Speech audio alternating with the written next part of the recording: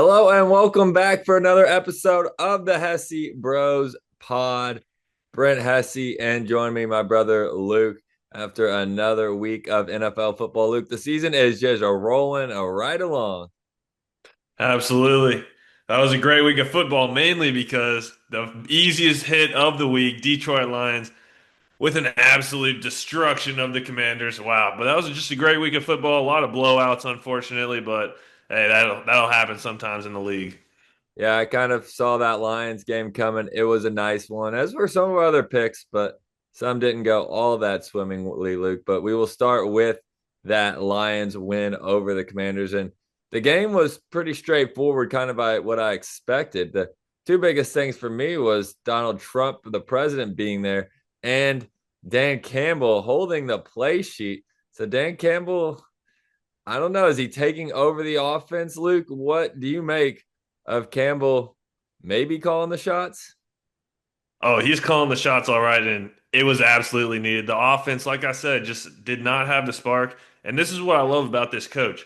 He can be the rah-rah guy, get everybody going, and ready to play, being the figurehead that he is, the great guy. But when it comes down to it, he knows what he's doing. He's seen this offense for years, and he's called plays in the past before. So this is nothing new to him, and he got us back to the fundamentals like we needed to do.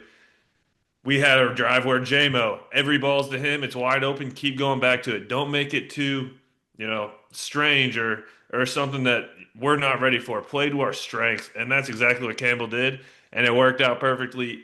All possessions we wanted to score on, we either got a touchdown or a field goal, mainly touchdowns. And I mean, that was electric. You saw St. Brown in the end zone doing his Trump dance too. And hey, even Trump admitted, this is a good Lions team. That's good analysis there. I guess we don't need to talk more about the Lions, and he's got that covered for us. Yeah, I thought the win was impressive but expected. And I don't know. Does that cause any concern though with the offense? Obviously, it looked good this game, but going forward is, it's obviously wasn't the plan from the start. So it's more of a good thing than a concern for you. Oh, absolutely. And I mean, like you said, just you got to change something up whenever last week against the Vikings, we had four straight possessions, three and outs, and then a fumble by David Montgomery. And it's just unacceptable. Not going to win games like that. So they had to change something up. And Dan Campbell, I mean, he said he was getting information from Morton. I feel like Morton's going to be gone after this year for sure. I mean, you don't just get the play sheet taken from you and keep your job. He might, unless he goes to a lower role on the team. But we're going to get a new offensive coordinator, I bet. I mean, I feel like it'll be fine though because Campbell knows what he's doing. He knows this offense just as well as anybody, and he can get the plays where they need to be. Well, Luke, let's move on to the game of the week. There were a couple good games, but for the most part, pretty decisive victories. However, on prime time, even though it was another low scoring game, out of the three primetime games, only one of them scored more than 10 points. And it wasn't in this game. Eagles Packers scoreless at half, but Philadelphia does get a win against two teams that certainly consider themselves NFC contenders. However, wasn't all roses for the Eagles like it normally isn't after games. And AJ Brown, again, going on a Madden stream saying that everything's whack and that if you've got him in fantasy, get rid of him. Does he have a case? This Eagles offense is not looking great. No, they're not looking great, but I mean, I think the story in this game was the defenses. I mean, those defenses are both really good. I was not expecting the Eagles, especially. I knew how good the Packers defense was, holding basically every team they've played except for in that weird Cowboys game to low points, not a lot of yards. So I was not expecting an Eagles offensive explosion. And hey, you probably could have called out an AJ Brown crash out after that one, even with the victory. I mean, it still happened. So why wouldn't it happen after that? Obviously, it would. But no, I mean, I think the Eagles offense, it is what it is. We know they can win games like that, and it will happen, but it was a strange one to watch. It was great defensive play, though. If you like good defensive football, it was a great game. That's what the Packers have been doing and losing games like that. Now add Philadelphia to the list and along with Carolina and the Browns, teams that have beaten the Packers by scoring less than 20 points. So pretty crazy. And that's a problem for Packers offense. And that AJ Brown is a problem too. Even on that last play, it seemed like a clear punt situation with the time left for them to try to pin him inside the 10-yard line. And you pretty much lock up the win. Instead, they give AJ Brown his only target of the second half. And it gave the Packers a chance to get into field goal range. So just a weird kind of result in that Monday night game. Just strange. Yeah, it seemed like they wanted to force him the ball, but they didn't throw it to him the whole time. How do you think the Eagles' offense is, Brent? You think they'll be able to get back to it? You think it was mainly just the Packers' defense thing? I think AJ Brown does make, I mean, it's a valid point. I think the way he goes about it is stupid and wrong, but he's a great player. Going into this year, I thought he was the top 5 wide receiver, and I think that maybe he's past his prime just a little bit, or doesn't have that same electricity he showed earlier in his career. But I think he's still a top 10 wide receiver in this game, and you can't be only getting 3 targets and your team not doing well. It's one thing if the team's moving the ball and they're being able to create openings for Smith and Goddard and in the run game with Barkley like they did last year. But the offense does have issues. They're not scoring as much as they did last year. Hurts is at least taking care of the ball. It was that weird fumble that kept Green Bay in the game for as long as they did in the first half. But there is major concerns with the offense. Saquon Barkley is looking a little bit better, but not obviously not to last year's level, which I didn't expect him to be. That was an incredible season that's hard to be replicated. But yeah, the concerns for the Eagles offense are legitimate. Although it was against a great defense, I do understand that part. Absolutely. And if it weren't for that one Devontae Smith deep ball for the touchdown, I mean, the Eagles might have put up 3 points the whole game, which would have been insane. Yeah. Well, look, let's talk about some of the other reactions from our Week 10 slate, starting with the Bills. For me, the reaction is it's classic Buffalo. They had their Super Bowl, and instead of a parade, they thought they were getting a parade. Instead, they were going down, and they got just beat down by Miami. It wasn't even a close game, blown out by a bad team. And that is classic Buffalo after what was their best game of the season, of course, because that's what they feel is their biggest game of the year against Kansas City. Now, classic Bills, they drop an easy one when it looked like they might have had the momentum turning their way. That was wild. Yeah. If you're in a survivor league, you might have not made it past that one. I know a lot of people that had the Bills because, I mean, who would expect them to lose that game coming off that huge win, like you said? But shout out Mike McDaniel. I thought you should have been fired, but he might keep his job for another year. Who knows? I mean, he's I a don't good coach. I don't know about that, but at least through the season, he's at least getting him to fight. So Solid. I'll give him some credit there. The Dolphins have problems. I think the bigger issue is the Bills. Oh, yeah, definitely. I mean, it's mainly their run defense. We saw Achan absolutely tear them up. That's not something that is going to work come January, February football, especially even at their home stadium. Like it's going to be ground and pound. So yeah, it's going to be interesting to see how if they can get that figured out, or if there's anyone's just going to be able to run on them. What you see in Week 10? Well, like you said, Brent, I just think the AFC as a whole is just kind of opening up for someone to just take the top spot. You got the Broncos leading their division, Patriots, Colts, but I mean, and you got the perennial teams like the Bills and the Chiefs in the wild card spot right now. Well, the Ravens are sitting right there, and their defense has stepped up completely, completely different defense, looks different than at the start of the year, and that's what everyone was concerned about. Is this a Ravens defense that's going to let them down all year? It's not. I mean, this past month, they've been a really solid defense, and getting Lamar back, I mean, I'm beating a dead horse here every week, but this, I believe, can be the team to beat in the AFC. If they would start winning a couple more, beating some bigger teams on their schedule, yeah, everyone's going to be watching out for the Ravens because they've been here every year. Easily could have made it to the Super Bowl 2 years ago or this past year. I mean, they have everything it takes to be a Super Bowl contender, and it's wide open. Slight overreaction to me, Luke, because you got these guys right here that the Ravens can never seem to get by in the AFC. And Kansas City already beat them this season. But I do agree that the Ravens might be the only team out of those three, the Chiefs, Bills, and Ravens, that end up with a home playoff game. So Absolutely. The Ravens are back to being one of the main threats in the AFC. I still want to see their offense and defense put it together. Even against Miami, I know Miami didn't score a lot, but the defense gave up some yards. Just Miami couldn't capitalize. And last week, Lamar didn't look great. That is a strong Vikings defense. So I'm gonna pump the brakes a little bit for that reason, and for the reason being Kansas City is still the main target for everybody in the AFC. But yeah, absolutely. The Ravens, I never counted them out. I stayed on them even when Lamar missed a couple extra games. They got that big win without him against the Bears, and now they absolutely are rolling. I expect them to be in the playoffs and to be a player in the AFC, not though the number one player. It's pretty wild too because if the Chiefs end up not winning that division, it could be a Ravens versus Chiefs wild card matchup. How wild would that be? Certainly would be. And even more likely is Bills Ravens because hmm the Bills would probably have they had the tiebreaker over Kansas City if they were to have the same record. So they might end up being the higher wild card if they both end up there. Still so much of the season to sort through, but we will, of course, talk about it every step of the way.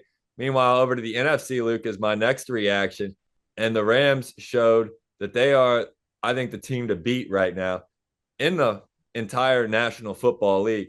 I was on San Francisco last week, and Mac Jones put up big numbers.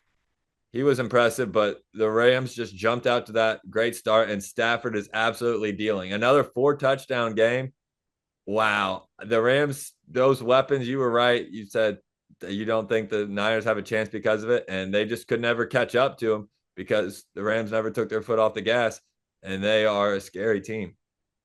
Oh, they are real scary. But the reason why I think that's a little bit of an overreaction is you got this team in their division that they're actually playing this week. This is a good lead into it that I think is the team to beat. The Seattle Seahawks right now are stomping every team in their path. They're on an absolute heater right now. They have the wide receiver that's playing the best in the league right now, JSN. Even though he went out in the first quarter of the game, he still had a touchdown and 80 yards. So just imagine what he would have done if he was in that entire game. I mean, they're really solid, and their defense especially has really stepped up. And I like their defense over the Rams defense. I mean, we'll get into that more, but I think the Seahawks right now are that team to beat in the NFC especially. I mean, they are just playing so well. I just have to flat out disagree with you on that one. There are a couple points. One, yeah, the defense might be a little bit stronger than the Rams, but the quarterbacks is night and day. I know Darnold's putting up the numbers. He's a pumpkin when it comes to big games. We saw it in the playoffs last year in both their losses, turnovers to end the game at home against the Niners and the Bucks, who are both good teams, but nobody's talking about either one of those teams in the top 5 or so in the NFL. That's their 2 losses. Who are their best wins against? The Steelers and the Jaguars, who we don't think are probably even going to be in the playoffs coming. So they haven't beaten a team that I expect to be in the playoffs. This is their first chance to beat one. Well, their third chance, they're 0 for 2. I think it's going to be more of the same story. So until Seattle beats a real contender, wow, color me not impressed that you forced 2 strip sacks of Jacoby Brissett. Like, I think we all knew that story was going to come to an end, and it came to a crashing halt there. Although Brissett still was able to get some touchdowns on the board late. Seahawks, we'll see. I have yet to see them beat anybody of note. That's fair. I mean, you can only play the teams on your schedule. Just they pass the eye test for me as far as, everything they're able to do.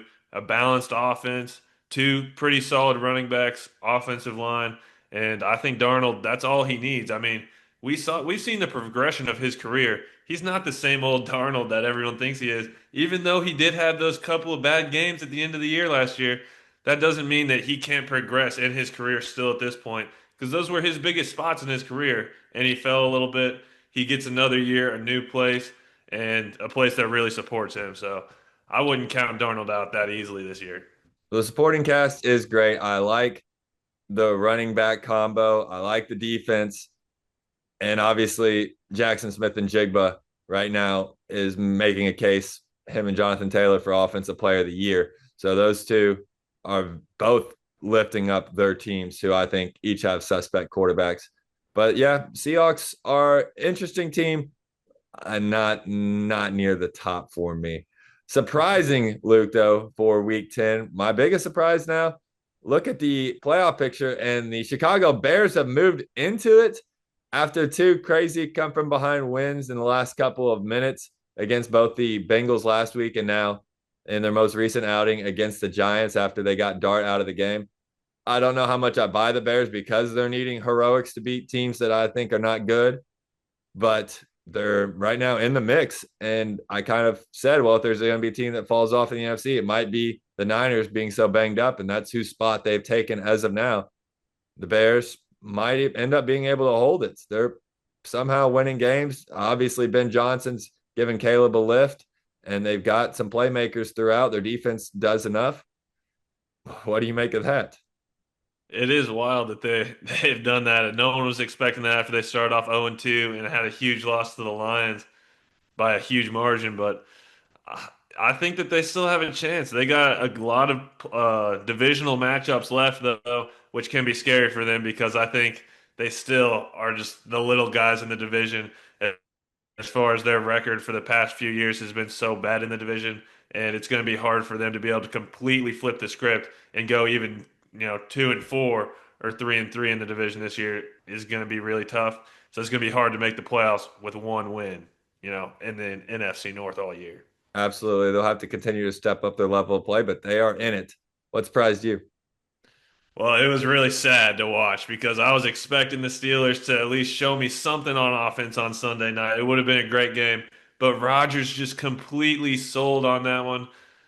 He could not hit a pass to save his life, and I mean the offense just looked completely terrible. I was expecting the Steelers to be able to, you know, get something going. They feel the Ravens, coming behind them, trying to get this division, and they just completely fold against the Chargers in that game. I mean, the terrible towels were waving, but for nothing. I mean, it was terrible. Rodgers overthrowing players left and right. It was just sad to see, and I think it's just about over for the Steelers. If they drop a couple more games, I mean, they are not making the playoffs. Rodgers is done. The one that was the most damning to me was in the red zone. You've got a running back out of the backfield, and Rodgers is scared of getting hit, throws the ball quick, turns around, leaves Gainwell the ball miles over his head on what could have been a crucial first down pickup if he hits him in stride and lets him turn up the field and run. Instead, they sent out the field goal unit again, or I don't know if they went for it. Either way, it didn't turn out well. Yeah, the Steelers, we kind of saw the schedule coming down the road, and they needed to get some of these games. I was on the Chargers in this one. I was hoping I was wrong, but I was clearly not. The Steelers are just not good. They're squandering opportunities. They lost that game to the Bengals that they really needed, and now they had a lead against the Packers and a chance in this one. But yeah, the Steelers, the wheels are falling off 100%. Yeah, and like you said, another play that reminded me of is that safety that he took. He's trying to twinkle toes around Khalil Mack. I'm like, bro, you got to throw the ball. Like you got to throw it somewhere. You're Aaron Rodgers. You can put it on a pinpoint 30 yards down the field. Throw the ball. Yeah, it's not a good look right now for Pittsburgh. And they're still in the first in the division, but that gap is narrowing, and they've got that steam engine coming down the tracks while they are running out of gas. Luke, let's move on to week 11 football. We're hoping for some better matchups this week, and there's a few really good ones because a lot of the top teams are playing each other. So I'm excited to discuss these games, and we're starting with the Buccaneers at the Bills. The Bills are 5.5 point favorites, and both teams are coming off of losses. Now, especially Buffalo's was the more surprising, I think, to everybody. What does Buffalo need to show in this game against a quality team, against a playoff team, that you can trust them again going forward? To be honest, in this game, the way I feel about the Bucks, I'm not going to be able to trust them just off this game because the Bucks don't have one of the best rushing attacks, and that's the way that the Bills just got absolutely demolished. Their clear weakness of their team is their rush defense, and I mean, if they stop the Bucks rush defense, they're one of the worst rushing teams in the league. It's going to be Baker trying to throw the ball. So, I mean, they could definitely make me not trust them at all if they let Rashad White go crazy on them. But yeah, I think they should be able to get this one done because, like I said, the Bucks should not be able to exploit that weakness that the Bills have, and Josh Allen should be able to tear up this Bucks defense that I really don't think is that special, So you especially think their it's pass a defense. nothing to gain or little to gain and a lot to lose type spot for Buffalo.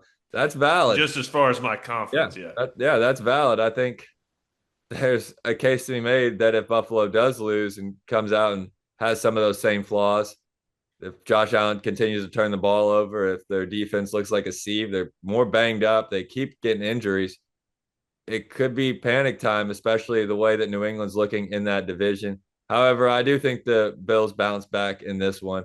I like Buffalo to win and probably to cover the points. I like the cover too. All right, moving on. We got the Chargers at the Jaguars. And, this is a big spot. I feel like both these teams really need this game. Brent, do you think this is a possible elimination game? I think it definitely is for Jacksonville. I think this is kind of a must win for Jacksonville to keep their playoff hopes alive. Right now, they're sitting in the seventh spot, but I think we all know that's not standing with Kansas City right outside in the number eight spot. And then also, you've got Baltimore on their heels, and even the Texans, who just got a big win against the Jaguars, split the season series.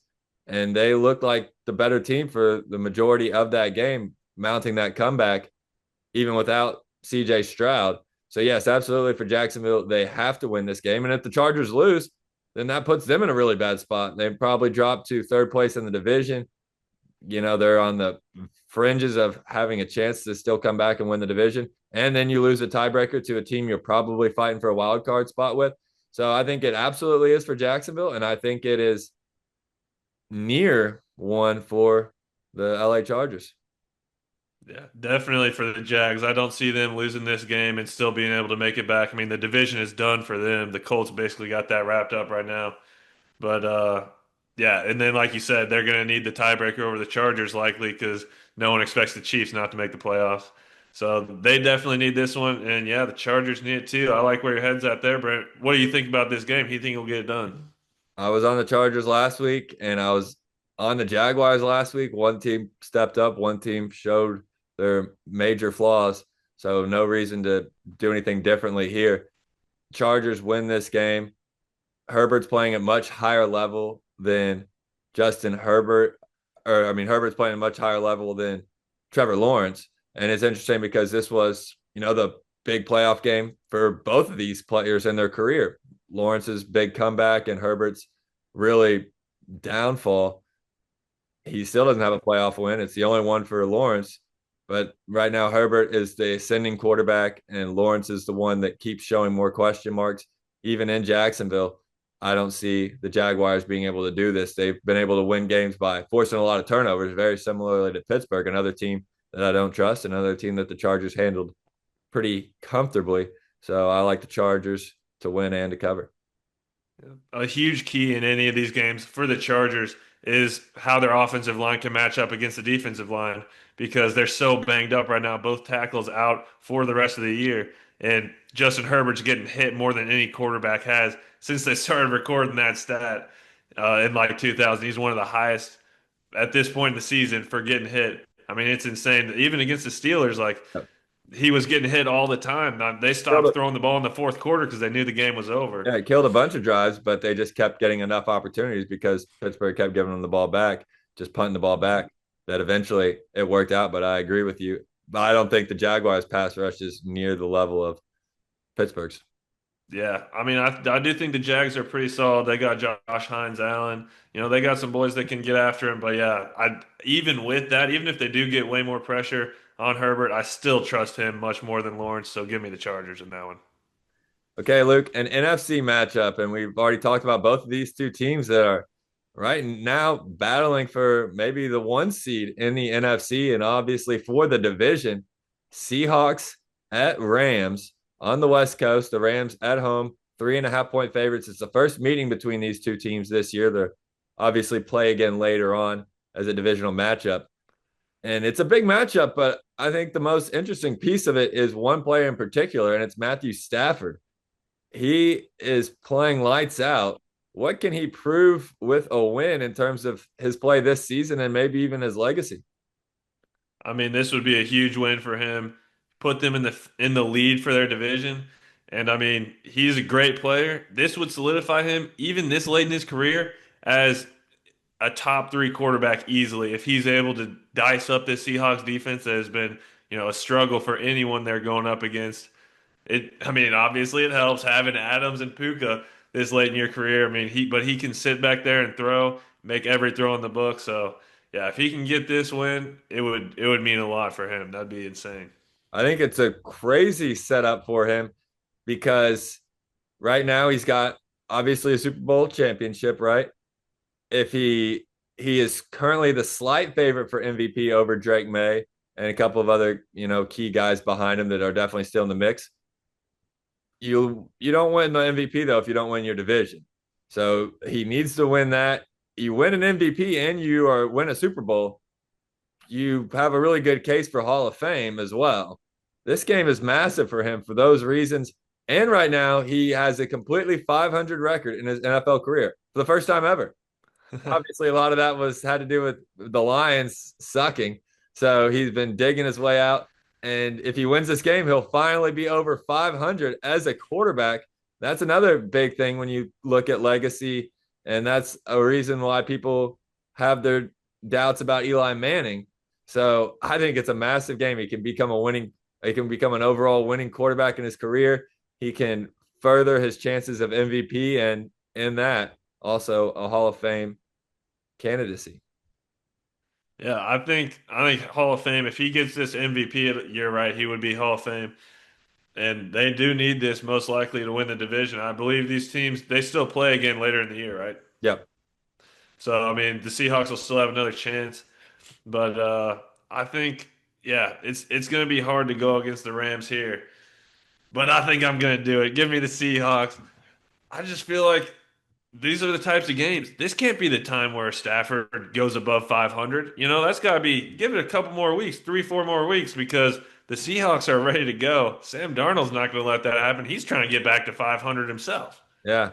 And he's trying to make a push for an MVP as well, along with his teammate JSN. So, I mean, I kind of figured you might go that route given both of our week 10 reactions. And I'm obviously on the Rams. It's one of my favorite picks of the week. They're at home. They look so good. And the Seahawks have not proven anything to me against a top quality team. So it's one of my favorite plays of the week. Give me the Rams. Stafford, can he get another 4 touchdowns? Is the bigger question to me than whether he can win this game. I don't see their offense being that spectacular. I mean, they haven't gone up against the great defenses as of late, and if anyone can slow them down, it'll be the Seahawks team in division. We will see, Luke. Now we've got another big game. I wonder if we're going to agree or disagree on this one. All righty, Brent. Well, this is definitely another big one, another divisional showdown right here. And Mahomes, he's been in a lot of big regular season games, against Tom Brady, this, that, and the other. But this one could decide if he loses the division for the first time in his career, Brent. And right now, they're 3.5 point favorites going into Denver. Is this the biggest regular season game of Mahomes' career? Yeah, I think you laid it out perfectly that it is. He's never lost a division. You lose this game, drop to 5-5, and then the Broncos are 9-2 and have already won one game. So at best, you get a split and then have to get the tiebreaker based on some of the other factors. That's a long way back as this season is already past the halfway point now. Flat out, the Chiefs need to win this game to win the division. But that's when Mahomes plays his best in the biggest games, in playoff games. His record, his stats are elevated even in the playoffs than they are in the regular season against the toughest competition. And the Broncos provide tough competition on one side of the ball, the side that Mahomes is going to be facing. But that's never stopped him in the past in the biggest moments. So I think the Chiefs win this game. They win the division ultimately, but they have to win this one absolutely, or else I will agree that they're not going to win the division if they can't win this game. So it's a huge game for Mahomes, and the opportunity is right there though against the Broncos team that looks out of sorts on the other side of the ball. So I'll trust Mahomes against a team that could only put up 10 against the Raiders. They do look out of sorts, and I mean, as long as Mahomes can put up, if you think like 17 or 20 points would get it done in this one, with the way the Broncos offense has been looking, I mean, it has been rough to watch. Everyone in the country saw that Thursday night game against the Raiders, and probably a lot of people turned it off after a little bit because of how bad that They're was looking. smart if they did. Yep. So yeah, I think just that 3.5 line though is really tough because I feel like it could easily be a field goal win for the Chiefs. But yeah, I think the Chiefs definitely are able to find a way to get this one done. Mahomes isn't going to let the Broncos end his streak that easily, at least. Exactly. I mean, I'm more fired up for this game than I have been for pretty much any Chiefs regular season game. Definitely in November since Mahomes' rookie year, since he was rookie year starting when he was taking that league by storm and winning MVP. That was incredible. Now it's a different kind of moment. And I don't think it's going to be those flashy plays like you said, because I do truly believe in the Broncos defense. I think as a whole, the Broncos are a good team because they have a phenomenal, an amazing defense. They're on pace to break the NFL record for most sacks in a season. Bonito is incredible. They've got a lot of other guys around him. Though you look at the other side of the ball now, J.K. Dobbins, who was doing a nice job running the football for Denver, he's going to be out most likely. That's something else that they're going to have to deal with. I think one of their players in the middle linebacking core, he's also going to be missing this game. For Kansas City, it's just probably get to 20 points. I think they get to 20 points. Yeah. That'll be good enough to do it. I think that's the case. And the Chiefs win this one about 20-13. Who do you think on the Chiefs can, have a big game as far as going up against this Broncos defense? It's going to be a lot of Rashee Rice and Kelsey, I think. They're going to have to rely on those guys, get it to third and manageable, and that's the money down for Kelsey. And Rice is also so good in the middle of the field in those tight spaces. You got to win on third down. It's going to be a big third down type game because it is going to be probably a challenge for both teams to move the football. So I like both of those guys to be able to make some plays, and Kareem Hunt has to be able to just stay ahead of the chains. You don't have to bust the big ones, and luckily, unfortunately, we know that's not Kareem Hunt's role at this point in his career. You don't But have to just worry about that. stay ahead of the chains and find Kelsey and Rice on those big play type moments that can swing the game. I trust Mahomes to be able to do that. You just have to buy enough time. You don't have to look downfield against that pass rush, especially against the Chiefs still trying to get that offensive line all back together. Hopefully Simmons plays at left tackle. If not, it makes it that much harder. So those short passes, Kelsey and Rice, I think are the way to go for Kansas City. Yeah, that seems like a good way to be able to get it done. Now, Luke, we will move on. That's a big one in the midday window. Then you got the nightcap on Sunday night, and it's another electric game. Lions at Eagles. Eagles, 2.5 point favorites at home. This is the 1 seed versus the 2 seed from last year's NFC playoffs. And right now, both teams have their eye on getting back to a 1 or a 2 seed and being able to host games through the majority of the NFC playoffs. Now, we're going to talk about Detroit here first on this question. Do the Lions need that statement win that I think that they haven't really been able to provide yet this season? Well, I'd say we have had at least one real statement win. If you called the Bucks a statement win, might be a second one. But this game reminds me a whole lot of that Baltimore Ravens game in Week 3 when everyone thought the Ravens were going to win. Every single person on ESPN picked the Ravens to win, and the Lions were able to get that one done, against their odds. So I do think another statement win here would be so huge. I mean, this is the NFC Championship game that everyone was expecting last year. It seemed like these two teams were on a collision course, and of course, the Lions failed to win. And isn't it kind of ironic that they put the Commanders game back to back with the Yeah. Eagles game just so that we could get a little That bit was more supposed salt to in be the the, wind that was of what supposed to be could the have same been? path, the division and then the championship. This That's time they what it got was back. supposed to be. This time they got by Washington, albeit with Mariota and a completely shell of themselves Washington team. But yeah, this is the path. Yeah, I mean, this would have been the game to go into the Super Bowl last year if it was the Commanders versus Eagles again. But yeah, I mean, this would be a huge statement win. I think the Lions get this win and they're right at the top of the NFC, top of the NFL as far as teams you don't want to play.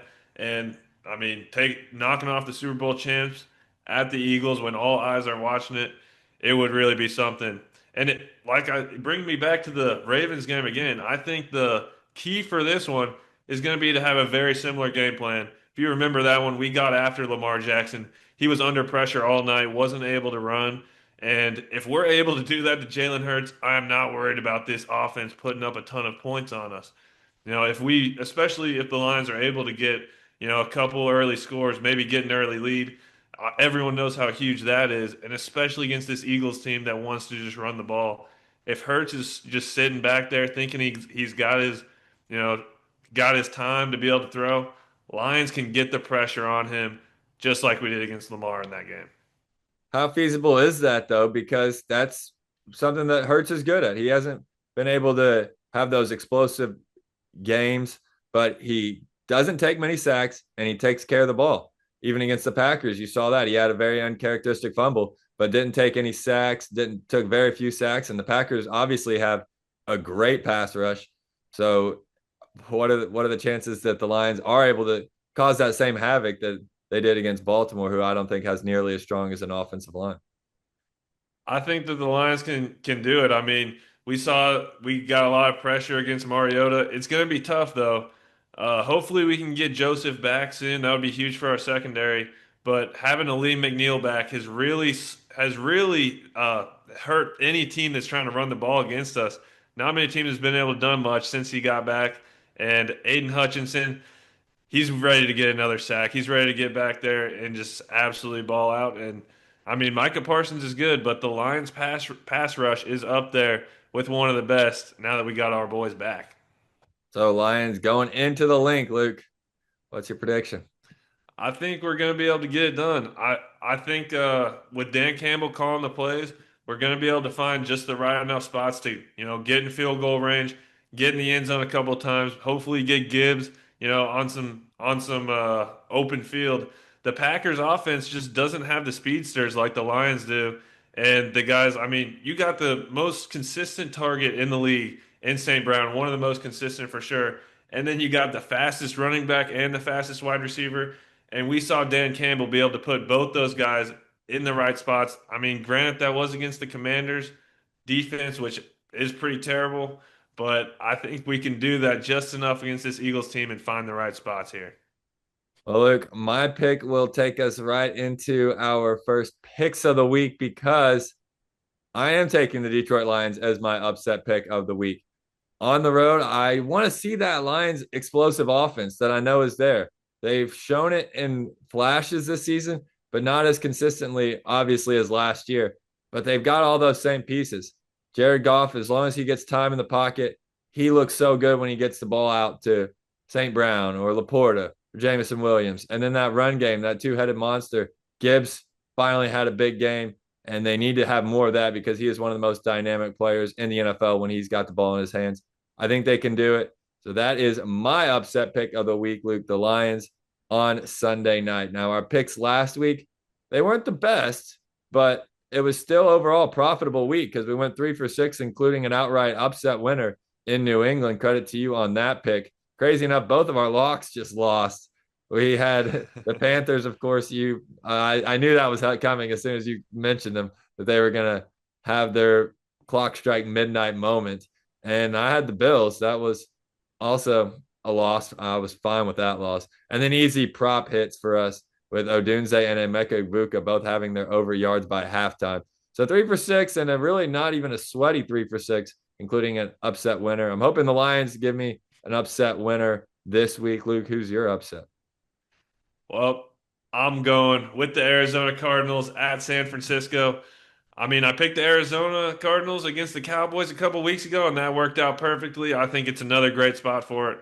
They went up against the Seahawks last week and got absolutely demolished. They're back in the buy low state, and the San Francisco 49ers are just not impressive right now. Definitely give me the Cardinals. I mean, it was like you said, it was 2 strip sacks, gave them that big lead, game was over. You can't really put that much weight to that game. And the Cardinals, I mean, they're a solid team. They're always right there in the end of the game, except for on that last one. And I mean, this 49ers team is not impressive at all. Give me the Cardinals bounce back win. I don't hate that one because last week was their first game that didn't come down to the final possession, but it was also their toughest game of their schedule so far. I'll give Seahawks credit for that. Being on the road in Seattle, they're a good team. Now they're back at home against the banged up 49ers team that doesn't know who their quarterback's going to be this week, still trying to get pieces back on offense. Meanwhile, their defense is just obliterated. So why not? I'll take Arizona. I can probably tell you on that one. A little Lions, Arizona, both plus money action. At least one of them's going to hit. Sounds good to me. Who's your What's lock? your lock? Go ahead. You can go first on this one. All righty. Well, this one is, it pains me to say, but the Green Bay Packers aren't going to be able to get a win this week. Giants just fired their coach. They're going to the New York Giants. But, I mean, this is going to be the freest Packers win of all time. LaFleur is hearing, for maybe the first time in his stint with the Packers, some, hot seat Yeah, rumors. warm. It's not hot, but it's definitely maybe they've turned on the seat warmers just a little bit on low. Just a little bit. And I mean, this is a time where you prove everyone that you can at least demolish the New York Giants, who aren't even going to have Jackson Dart. Just fired their coach. I mean, they're in shambles right now. I'm surprised it's only -7. Probably just because the Packers' offense hadn't looked like they can do anything for the past few weeks. But I think this is a time where LaFleur and everyone in the Packers organization gets that urgency to be able to put up some big numbers this week. That's kind of what concerns me about this game, Luke, is those exact reasons. It's the fire the coach game. Does that give some life to the Giants? They also are going to be starting Jameis Winston, who you never know what you're going to get out of that grab bag. He could light it up. He could stink it up. I think this game is kind of the one of the crazier ones of the week where it's like, it wouldn't shock me if the Packers win by 25 points. It also wouldn't shock me if they lose 13-10 again, like they've been doing against bad teams, because they've already got losses against the Panthers and the Browns. So why not? Why would another one be unfeasible, especially on the road? Green Bay has to have this one, though. They are kind of starting to spiral if they don't. They've already lost two in a row. That would be a loss that would probably put them out of the playoffs at the time being. And it would definitely heat that seat up for LaFleur and bring major questions to if Jordan Love is the guy. And I just am excited to watch this one. I will not be on either side of this one because I do think the possibilities are pretty much across the spectrum of possibilities on what could happen from either side. Yeah, give me the Packers in that one for sure, though. I mean, the Giants just are completely terrible. I just But wanted to hear you say, "Give me the Packers" one more time because that does you don't say that too often. So yeah, my might as lock well. this week, Luke, I think is the safe and sound one on Thursday night, and that is the New England Patriots hosting the New York Jets. The Jets look awful. I mean, they played, I guess, in the shit bowl this week against the Browns, so somebody had to win. I guess they didn't have to, but they did. Their team is just very, very bad. No Garrett Wilson now. You don't have really any downfield threat against a pretty strong defense. And the Patriots are rolling. They have played a lot of bad teams and they've dispatched them all comfortably. Drake May is in that race with Stafford for the MVP. And they want to make sure they keep that lead in the division and for the one seed, even. So I think New England is not going to play with their food at all and beat the Jets pretty soundly. Quick work on Thursday Night Football, huh? Yeah, that's probably pretty likely. Now to our prop picks, Luke, that have been dynamite so far this year. And I'm going back to the well on an old one from last year that I like to use a lot. And that is taking the under for running backs against the Chiefs. And there's a lot of reasons for this one where I like the RJ Harvey under 53.5 yards. For one, the Chiefs are coming off their worst performance in 2 seasons, in a year and a half, against the running back. James Cook ran for over 100 yards on him. The last time somebody had 100 yards against the Chiefs was Lamar Jackson, week one, a quarterback 20 games ago. Now the Chiefs, they're going to be focused on cannot give up the run, especially against the Broncos team where their pass game is so shaky. You cannot let the run be a factor. And Harvey stepping into the lead role for the first time in his career. If this was J.K. Dobbins' line, I would be a little bit more concerned. But Harvey, he's been more of a passing back so far. Now he's going to have to be asked to do everything, run between the tackles and on the outside. Will he even get the full workload, or are they going to mix in some of those other guys behind him? This just seems like a slam dunk to me. RJ Harvey under 53 and a half rushing yards. I like it, Brent. Yeah, I don't see why that wouldn't hit either. And yeah, another easy one for me. I'm going with the guy I said needs to retire, but he's not retired yet. Aaron Rodgers is going to be throwing the ball to DK Metcalf. Right now, they got the line at 52 and a half, and Rodgers is going to be peppering Metcalf with targets. The Bengals defense is so bad, and yeah, they're just going to be able to get the ball into his hands as many times as they want, and he's going to be able to break one. I mean, I wouldn't be surprised if he has a catch more than 52 and a half yards for just one, and that's for the whole game. Yeah, give me that.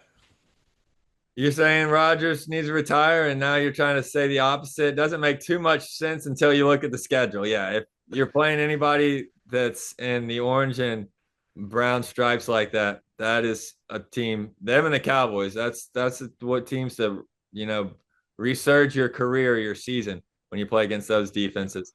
So hard to argue with that one. I think it probably will be a bounce back game for Metcalf Luke. So I like our picks. I think we're looking at least a 5 out of 6, if not a clean sweep week. Yeah, let's do it. Well, Luke, now it is time for the thirstiest segment in all of sports, and that is the 12 pack, where we get to wash down our conversations with some nice, refreshing beverages and rank the 12 best teams in the National Football League. Luke, it's your week to deliver a 12 pack. Where are you going to start? All righty, Brent. Well, I have a good feeling you're going to really like this one. These are my best 12 teams. And coming in at number 12, barely staying on the list, is the Green Bay Packers solely because of that defense. I mean, they're still a team that I feel like could beat anyone. They almost just beat the Super Bowl champs, and it really was just because their offense couldn't do it. But their defense was able to hold them to 10 points, and that's not something to scoff at. They barely make it on the list. But at number 11, I'm going with the Los Angeles Chargers. They're a really solid team. Herbert's playing some of his best ball of his career, and the defense really impressed me. Let's not overstate how they did against the Steelers, who had their offense hadn't looked that bad all year, and the Chargers really put it to them. That defense is really solid as well. At number 10, I'm going with the Colts. They had that big win against the Falcons. Well, it should have been big, but they were able to get it done against them in Germany in overtime. And I mean, they got the best running back in the league. He's an absolute beast, and you got to be able to give it to him there. Defense didn't looking so strong, but I mean, they got to be top 10 for what they've done up to this point. At number 9 is the Denver Broncos. I mean, they don't look good, but they know how to win football games. And so they got to have a spot on my list. But just ahead of them is the Chiefs at number 8. They barely got it. They barely got it over. I mean, they're 5-4, Brent. What do you want me to do? You want me to put this team in front of them? The Eagles at number 7. Eagles beat the Chiefs. All right. They definitely have the spot over them. What do you think of those first six, Brent? What do you think the Eagles should be below the Chiefs? I'm disgusted. I'm visibly puking up whatever beverage you just handed me, Luke. That is awful. The first four went down smooth, and then that fifth one just made me want to vomit.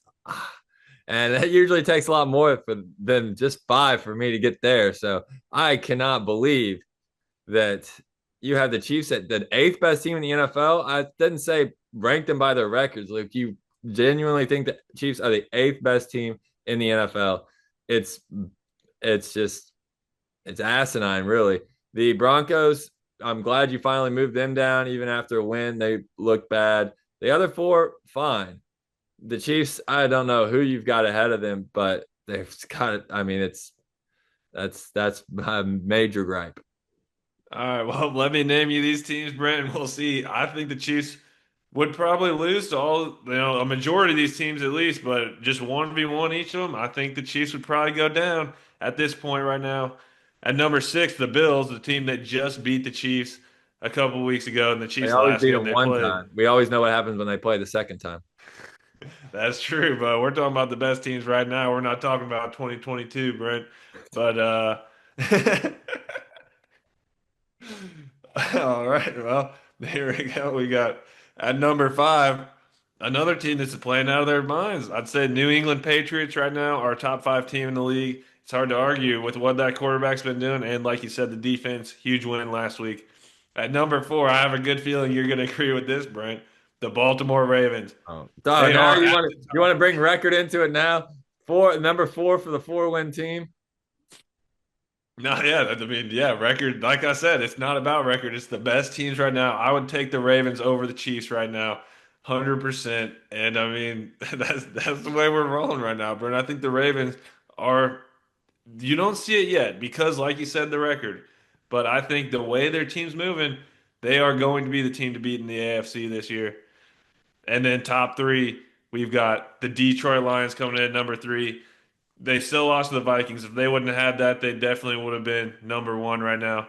But hey, the way the offense looked last week, let's keep that rolling. We'll be up there in no time. At number two and number one, it's that matchup we talked about earlier. And you already know I got the Rams at number two and the Seahawks at number one. Okay, well at least the list just has no validity to it at all. It might be the worst one you've ever put together. The Seahawks at one is ridiculous. They've beaten nobody on that list, and their two losses are also against teams that don't even crack the top 12. So they've got two bad losses and no good wins. The Rams deserve the top spot, absolutely. And the Chiefs beat two of those teams in the top four by double digits. So Kansas City also deserves a top three spot. There's just so much wrong with that one, Luke.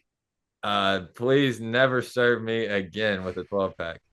I'm telling you, Brett. But the Bills and the Eagles both were able to beat the Chiefs, and I think that there's a decent chance, at least if it was regular season. I mean, it's not February yet, Brent, so we can't say the Chiefs are the best team like always. Da da da da. No, I think they're rightfully where they should be. You can't be the way that they're just teeter-tottering inconsistency so far. I'm not going to be able to put them that high. Ridiculous. I do think there's a valid point, though. In the three games we've talked about, the winners of those three games should absolutely be the top three next week when you talk about Rams versus Seahawks, Lions, Eagles, and Chiefs Broncos. So we can worry about that whenever I have an actual real 12 pack on my hands next week. For this joke of a list, Luke, I'll Trust just me. I'll leave it at your comments. I'm going to save this one. We're going to look back at this as one of the best 12 packs of all time. What is this, week 10, week 11? Yeah, we're saving this one. Probably by the end of the year, we're going to realize this is an absolute masterpiece. Well, I hope the games this week are a masterpiece, Luke. We do have a lot of good ones to look forward to, and we can get this bad taste out of our mouth. I'm excited for this week. I hope the Lions win for you. I'll be on them as well. They're my upset pick. And of course, the Chiefs in their biggest regular season game in a decade. It's awesome. I'm fired up. Could not be more excited for a week of NFL football in November than the slate that we have this week. I definitely like it, Brandon. I think this is the week for the Lions Chiefs. You know, just parlay them up, both money lines. Just get back here this time next week, Work talk like a about a charm couple last year. W's. Absolutely. We need to get those fired back up. I'll definitely be rolling that one out, Luke. I'm excited to talk more football with you next week. Thank you, everybody, for tuning in for this week's edition of the Hesse Bros Pod. Please like and subscribe, follow on whatever platform you are tuning in on. And thank you for watching. We'll see you next week after another great weekend of football.